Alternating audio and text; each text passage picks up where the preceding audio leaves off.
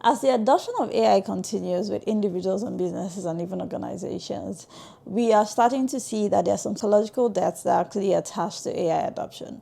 And I read an article by Harvard Business Review that actually brings this to light. So it talks about the kind of psychological debts that we're seeing today because of the adoption of AI. And some of them are the cognitive debt, autonomy debt, credibility debt, identity debt, competency debt, and relatedness debt. Does AI make certain people smarter, or does it make certain people dumber? And that is where the cognitive debt comes in.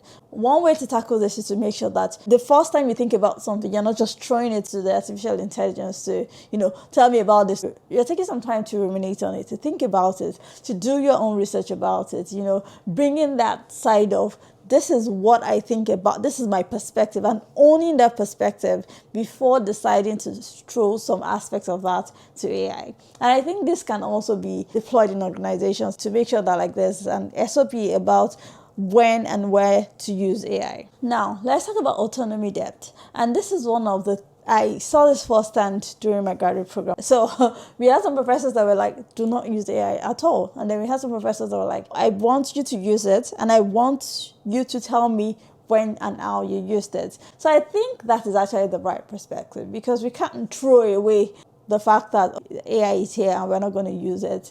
It's here to stay.